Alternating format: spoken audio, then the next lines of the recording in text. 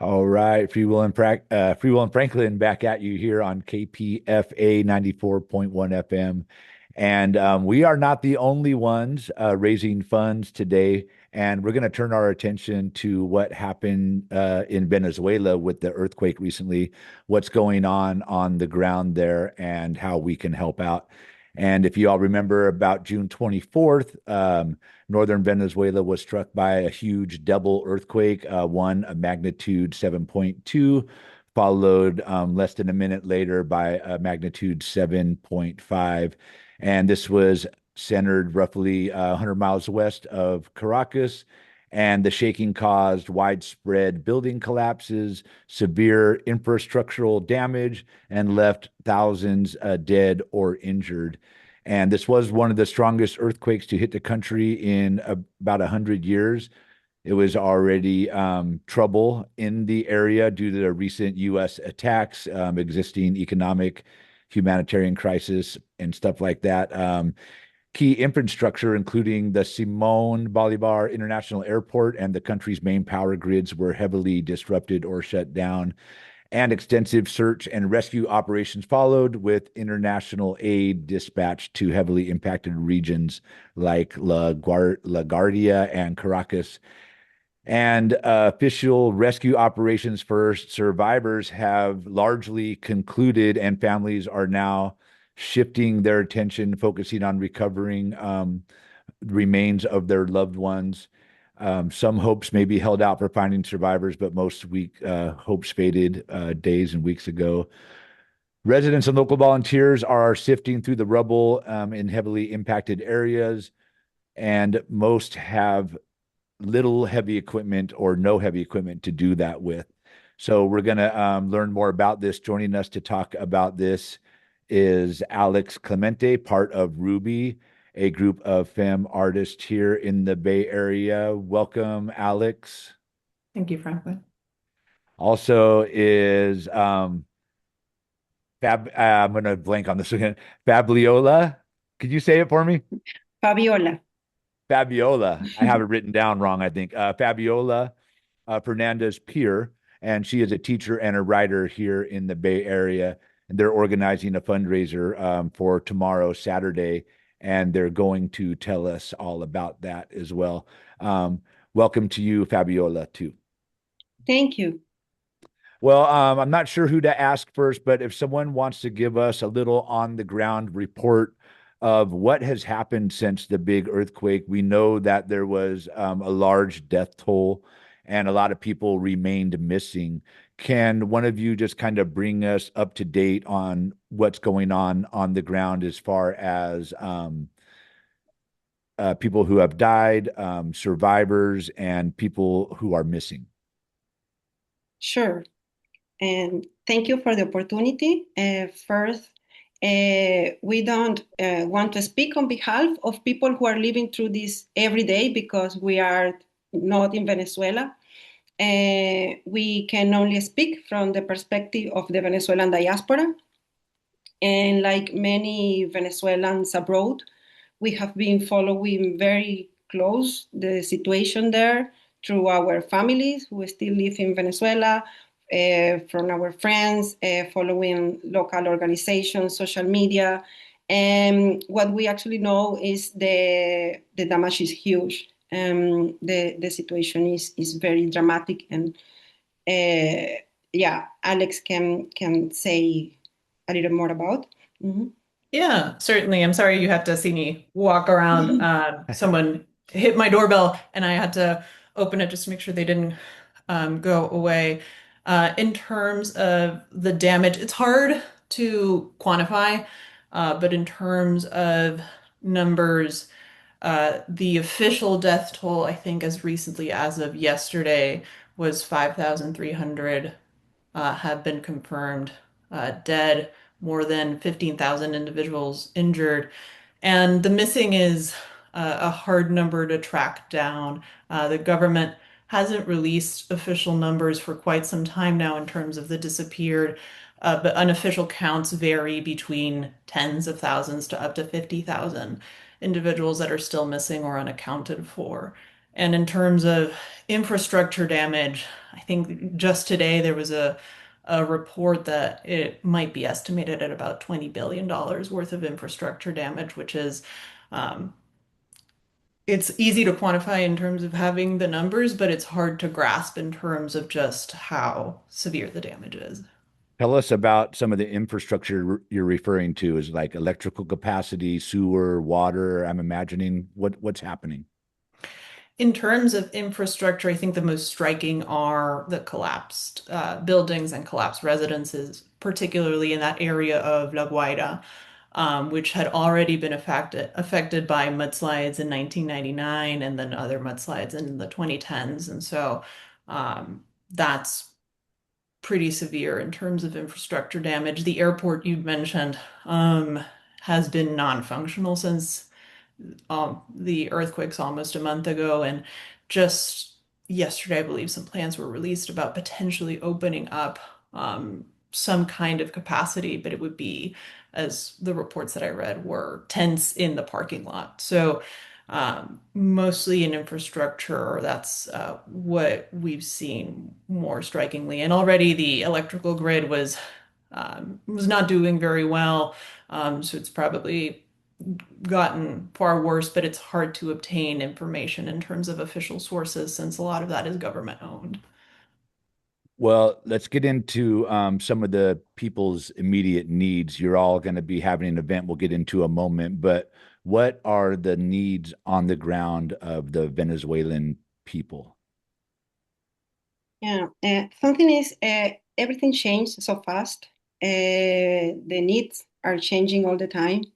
So for the reason, the work of the organizations there is very important because they can contact directly some camps or hospitals or refugees, and they can address specific help, no, for the different needs from psychological attention or basic stuff like hygienic kits from personal hygienic or food, or something very sad is how difficult it is to reunite children with her parents, or people is still not only looking for their deaths but also for people who is basically disappear.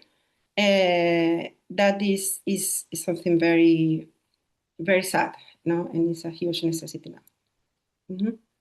The other interesting thing is it hasn't changed. I think, Frank, as you noticed, sort of by time, first is recovery of whoever is surviving and immediate attention to the injured, and now it's recovery of the remains.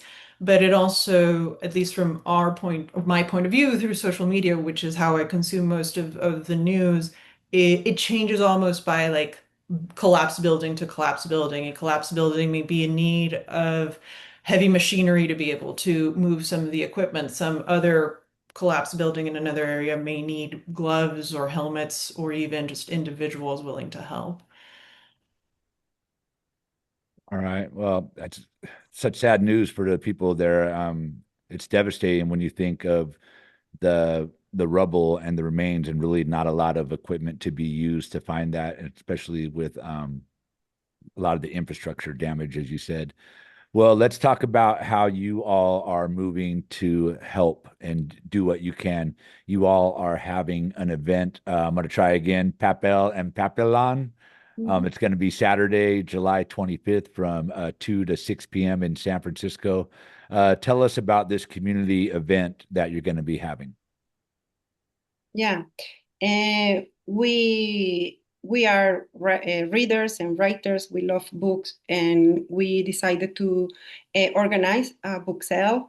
And we call other local writers and or other organizations which we thought could help to put together. And we are going to have also literary readings, and we are going to have Venezuelan food. And the idea is to create a community event and or people to know a little more about Venezuela, but not only about this grass, but also our culture. Um, yeah, Ale? Yeah, no, certainly. we're putting together this event together with our friend Krista, and the three of us are united by our love of the written word, and we've met through our love of writing. And so Fabiola came up with the idea of going through our houses and seeing what used books we have to sell, and then we expanded that call, and we've been overwhelmed and overjoyed with the support that we received from our community, not just in giving us books for sale, even local publishers and organizations, but also other Venezuelans in the area who are going to provide food, are going to be part of the readings, and also to share not just within Venezuelans and to have that space for our collective grief, but also to invite other people into our community. And like Fabiola said, um, let them know that we're more than just sort of the worst things that have happened to us. You know, there's a lot of love and there's a lot of light and there's a lot of joy that comes with being a Venezuelan as well. Another thing is we know that there are so Venezuelans living in the area, in the Bay Area, and this is also an opportunity, no, to meet these other Venezuelans and to be together and to have kind of support. Yeah. Yes. Little community building as well. Well, thank you both for that. That is the voice you just heard is Fabiola Fernandez Peer, and she is a teacher and a writer here in the Bay Area. Her friend and partner here, Alex Clemente, is part of the Ruby, a group of femme artists here in the Bay Area. They're working together along with another friend of theirs to have Papel and Papelon, a writers and book event tomorrow, Saturday, July 25th, from 2 to 6 p.m. And that'll be at 826 Valencia Street in San Francisco. And it's in support of earthquake relief efforts in Venezuela. And I guess just a couple last words from you all before I get contact information. What would you, just each of you will go with Fabiola first. What would you like folks to know about Venezuela and what's happening or, about Venezuela in general? Yeah, this is a good question. Yeah, unfortunately, in the last year, Venezuela is associated with very bad things or dramatic situations. But we are in everywhere. we we have friends here. We have family. We want to be not only part of this community, but we also want to share what we bring from our country, our music, our culture, no, and yeah, that we are very good friends. So this is an opportunity to be close to us.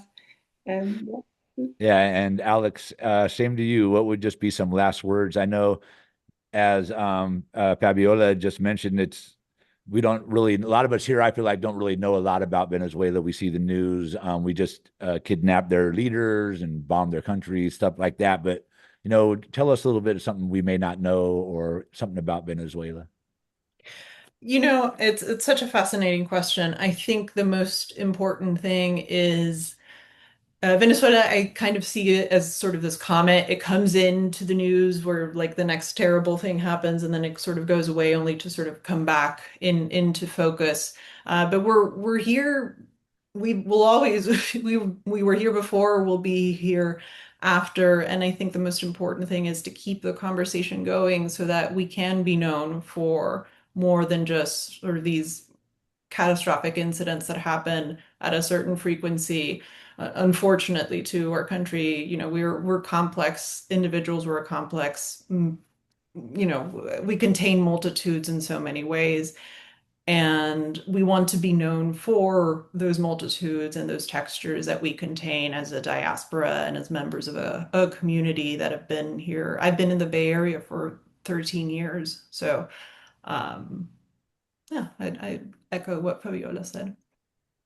All right. Again, that's the voice of my guest, Alex Clemente, part of, is it the Ruby or Ruby? The Ruby. The part Ruby. of the Ruby, and that's a group of femme artists in the Bay Area. And also Fabiola Fernandez Pier, a teacher and a writer here in the Bay Area. And they are hosting Papel and Papelon, a community fundraiser taking place tomorrow, Saturday, July 25th, from 2 to 6 p.m. at 826 Valencia in San Francisco. And this is in support of earthquake relief efforts in Venezuela. If folks can't make it out to the event tomorrow, how could they follow information about you all or help look to support you?